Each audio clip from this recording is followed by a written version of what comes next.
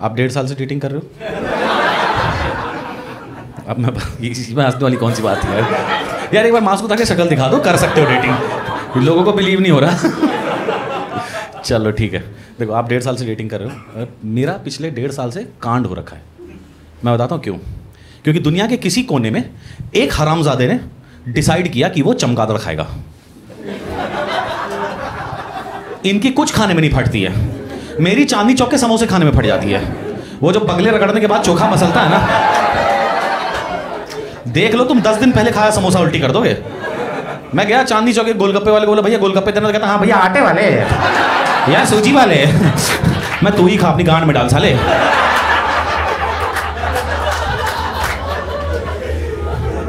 तो फिर कहता भैया गोलगप्पा की उंगली।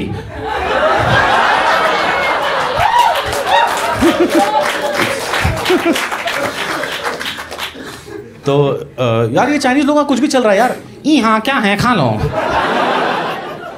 तो इन्होंने खाया चमगादड़, चमगादड़ की वजह से हुआ वायरस, वायरस की वजह से लॉकडाउन, और लॉकडाउन की वजह से मैं परेशान। हुआ ये कि लॉकडाउन से कुछ टाइम पहले मेरी बीवी और मेरी बच्ची बैंगलोर चले गए, और फिर वो वहीं जाकर के फंस गए, और वो वापस नहीं आ पाए। वो अब तक वापस नहीं आए। बताओ, वो आ सकते हैं बट अब वो आना नहीं चाहते। वो कहते नहीं हम यहीं ठीक हैं, यहाँ कोरोना कम है, केजरीवाल नहीं है, तुम भी नहीं हो, हमें यहीं छोड़ दो। तो उसकी वजह से मेरे को भी काफ़ी मी टाइम मिला, घर में बिल्कुल अकेला, जो मन में आ रहा है वो कर रहा हूँ। मेरा बचपन का सपना था कि मैं नहा करके नंगा बाहर निकलूँ बाथरूम से। वो मैंने पिछले साल पूरा किया है। मैंने बेड पे बैठ के बियर पी, गद्दे जला दिए सिगरेट से, मतलब ऐसा गद्दा जलाया गद्दे में ही एस्ट्रे बन गया मेरा। अब एस्ट्रे खाली करना होता है तो पूरा दीवान पलटना पड़ता है मेरे को। मैंने मिर्जापुर सीजन 2 बिना हेडफोन्स के देखा है, होम थिएटर सिस्टम पे 5.1, 4 स्पीकर घर के अंदर, एक बालकनी में लटका दिया। लहसुन गालियां यार। फिर उसमें जो वो सीन आया ना, लोडू ललित, सामने वाले घर से एक बंदा बाहर आ गया, तो हाँ भैया बुलाया क्या? मैंने हाँ ऑफ कोर्स सुबह को तो बुलाया। बहुत परेशान हुआ मैं, बहुत परेशान हुआ, मतलब मज़ा आया मेरे को, परेशान भी हुआ, मज़ा भी आया। मतलब कि मैं इतना अच्छा टाइम बिताया ना कि जो चीज़ मैं भगवान से इतने सालों से मांग रहा था ना, वो कोरोना ने मेरे को दे दी। मेरा तो कोरोना के ऊपर विश्वास बैठ गया, मेरी आस्था आ गई कोरोना के अंदर। मैं मंदिर बनवाऊंगा कोरोना का, मैं जगह ढूंढ के आऊँ, बोर्ड लगा के आऊँ, मंदिर यहीं बनेगा, और उस मंदिर में जो मैं दान पेटी रखूंगा ना, उसका नाम रखूंगा PM केयर्स फंड, क्योंकि तुम उसमें जो भी पैसा डालोगे मैं अपने घर लेके जाऊंगा, किसी के बाप को नहीं बताऊंगा कि कहाँ गया। और किसी ने सवाल किया तो मेरी एक साउथ इंडियन आंटी है, निर्मला आंटी, उसको छोड़ दूंगा तुम्हारे ऊपर। लॉजिक की ऐसी मां बहन करेगी ना वो। You know, Nirmala Sitharaman is the Duckworth Louis of finance. किसी के बाप के समझ में नहीं आएगा आज तक। तो मैं अब देखो, लेकिन यार कुछ टाइम बीता तो मैं परेशान होने लग गया, बिकॉज भी बच्चे दूर रहने वाली बात कुछ टाइम तक अच्छी लगती है। कुछ टाइम बीता मैं परेशान होने लगा, उनको मिस करने लगा और अकेला फील करने लगा। जब मैं अकेला फील करता हूँ ना, तो मैं बहुत अजीब हो जाता हूँ, बहुत अजीब, लिटरली बहुत अजीब। मतलब कि मैं बहुत साल पहले मेरा एक ब्रेकअप हुआ था, मैं उसके बाद शायरियाँ लिखने लग गया था, इतना अजीब हो गया था। अब तो लोग इरशाद बोलोगे तो मैं सुनाऊंगा। अच्छा ठीक हो गया। तो अगर तुम मुझे ना मिली, आपको देख के नहीं बोल रहा हूँ, मशहूर जाना आपको ट्विटर पे #हरामजादा मीटू शायरियाँ बोल रहा था, करियर खत्म हो जाएगा मेरा, प्लीज समझा देना भाई रोहाना, ठीक है। तो अगर तुम मुझे ना मिली तो मेरी हर बात तेरी हर बात से अच्छी होगी, मेरे जज्बात तेरे जज्बात से अच्छे होंगे, मेरे हालात तेरे हालात से अच्छे होंगे। यकीन ना आए तो अपनी खिड़की से झांक के देख लेना, यकीन ना आए तो अपनी खिड़की से झांक के देख लेना, मेरे कुत्ते तेरी औलाद से अच्छे होंगे।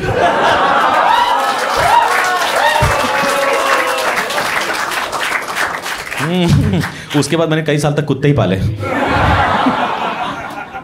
मैं इस साल भी बहुत अजीब हो गया, मैं इतना अकेलापन फील कर रहा था कि मैं कोटक बैंक के SMS को रिप्लाई कर रहा था। वो निर्दयी लोग मेरा मैसेज रिप्लाई करना तो छोड़, रिजेक्ट कर दे रहे थे, your message can not be delivered. तो मैं ना द्वारका में रहता हूँ, द्वारका एक एरिया है दिल्ली में, सुना होगा उसको। द्वारका वाले साउथ दिल्ली और वेस्ट दिल्ली बोलते हैं। उनको ये नहीं पता कि बगल में डाबड़ी नाला जा रहा है, जिसमें सुबह शाम दादा देव हॉस्पिटल से लाशें गिराई जाती हैं। तो मैं द्वारका में रहता हूँ, सोसाइटीज़ चारों तरफ, बिल्डिंग्स ही बिल्डिंग्स। तो मैंने क्या करना शुरू किया, टाइम पास करने के लिए रात को 12 बजे बैल्कनी में जाकर के मैंने लाउड म्यूजिक बजाना शुरू कर दिया। और ऐसे वैसे गाने नहीं, भोजपुरी रंगारंग गीत। मेरे को लगा पड़ोसी इरिटेट होंगे, लड़ने आएंगे, वो साले एंजॉय करने लग गए। उस दिन मेरे को पता चला मेरे आसपास भी सब यूपी बिहार वाले जमा हो गए। तभी मैं सोचूं द्वारका में लिट्टी चोखा का बिजनेस इतना बूम कैसे कर रहा है अचानक से यार। पूरी दुनिया में वाव मोमोज खुल रहा है, पिज्जा हट खुल रहा है, हमारे यहाँ आ रहे लिट्टी वहां चोखा। और क्या दबा के बिजनेस किया उसने लॉकडाउन में, डिलीवरीज पे डिलीवरीज। बाद में पता चला लिट्टी के अंदर गांजा छुपा के बेच रहा था। ले गई पुलिस उसको उठा के, बंद है जेल में रिया के साथ।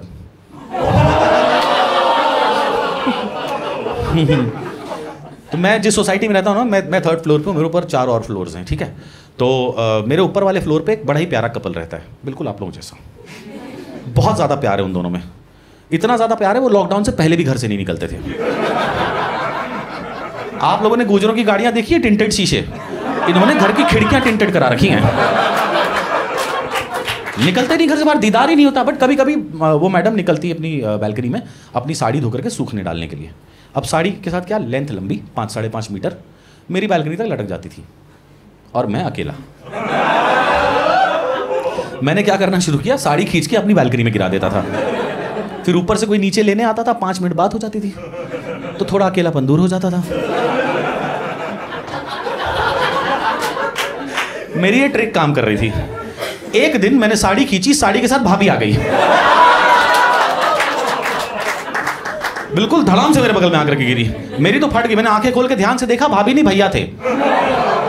मैंने, भैया आप साड़ी पहन करके मेकअप लगा के लिपस्टिक लगा के क्या कर रहे हो? कहते मैं टिकटॉक बना रहा था।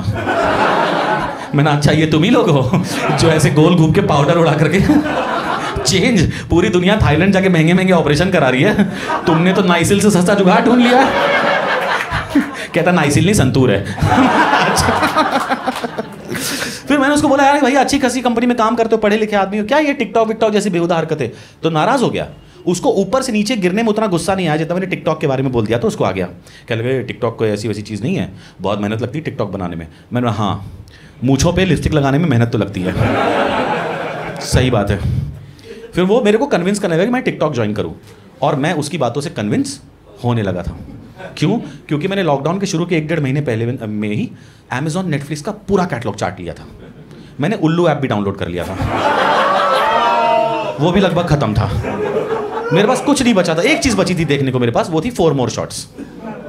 और अगर आप टेक्निकली देखो तो वो भी एक लंबा टिकटॉक वीडियो ही है। फुद्दू पने का लेवल दोनों में सेम है। तो मैंने और मेरे दोस्त इधर से मेरे को मैसेज कर रहे हैं कि तुम मनी हाइस्ट देखो। मैं क्या करूंगा मनी हाइस्ट देख के? मैं बिहार से हूं, हमारे यहां मनी हाइस्ट होता है, पुलिस साथ में जाती है ताला तोड़ने के लिए, उनका 50% कट होता है प्लस GST। तो मैंने उसकी बात मान करके डाउनलोड कर लिया टिकटॉक। और टिकटॉक ज्वाइन करने में सबसे पहली सीख जो मेरे को मिली लाइफ में वो ये थी कि हमारे देश में लड़कियां बड़ी सुंदर है, बस उनके घर वाले उनको घर से निकलने नहीं दे रहे, इसलिए वो छत पे जाके टिकटॉक बना रही हैं और नाम रखती हैं द टेरेस गर्ल। और जितना हमारे देश की लड़कियां खूबसूरत है ना, उतना ही हमारे देश के लड़के बदसूरत हैं। एक से एक अखंड खच्चर जैसी शक्ल वाले,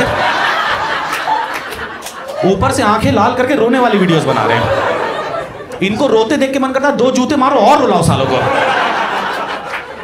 और क्यों नहीं करेगा रुलाने का? इनके बाल देखें ऑरेंज कलर के, ट्रंप की नाजायज औलाद लग रहे हैं साले सारे। एक बंदे को मैंने देखा मिडिल पार्टिंग, इधर के बाल ब्लू इधर के बाल ग्रीन। इसको देख के लग रहा था इसके पापा मम्मी हनीमून मनाने पक्का जंगल गए होंगे। और किसी ने बोला होगा डार्लिंग ये दिल मांगे मोर, और सामने मिल गया मोर।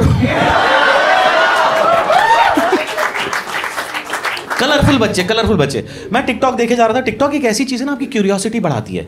सिर्फ स्वाइप अप करके वीडियोस चेंज हो जाते हैं। मैं देखे जा रहा था और कितना घटिया, और कितना घटिया, ओहो इतना घटिया।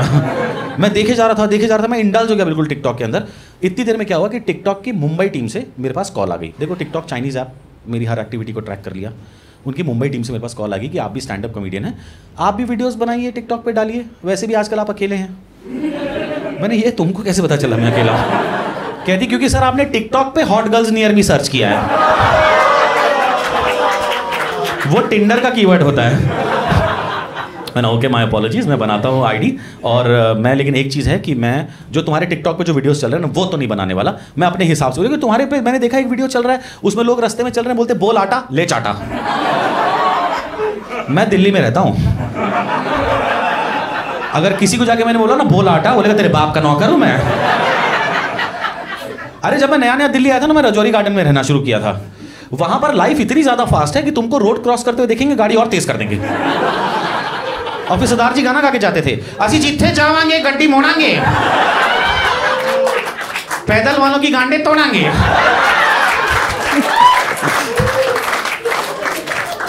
तो मैंने ज्वाइन किया टिकटॉक, और टिकटॉक में मैंने अपने स्टैंड अप वीडियोस जो रिलीज किए हुए थे यूट्यूब में, उन्हीं में से 30-40 सेकंड से क्लिप काट करके टिकटॉक पे डालना शुरू कर दिया। और रिस्पांस अच्छा मिला, क्योंकि टिकटॉक की जनता परेशान कि हैं बिना भांड बने भी कंटेंट बन सकता है। और कुछ 1-1.5 महीने में 2-3 लाख सब्सक्राइबर। एक दिन मैंने एक वीडियो डाला, 2 घंटे में 3 लाख व्यूज, तीसरे घंटे में वीडियो डिलीट। फिर एक मेल आई मेरे पास टिकटॉक से कि you have violated the community ethics guidelines of TikTok. मैंने, हैं तुम्हारे पास भी एथिक्स हैं चाइनीज ऐप्स के पास? मैंने उस लड़की को फ़ोन किया, मैंने बोला कृति एक बात बताओ, ये मेरा वीडियो डिलीट क्यों है? कहती कि तुमने इस वीडियो में ना गाली दी है। मैंने कौन सी गाली? कहती है बकचोद। मैंने बकचोद गाली होती है? आप एक बार मुंबई से दिल्ली आओ, ऐसी ऐसी गालियां सुनने को मिलेंगी, आपकी आंखों के सामने से आपका खानदान नाच जाएगा।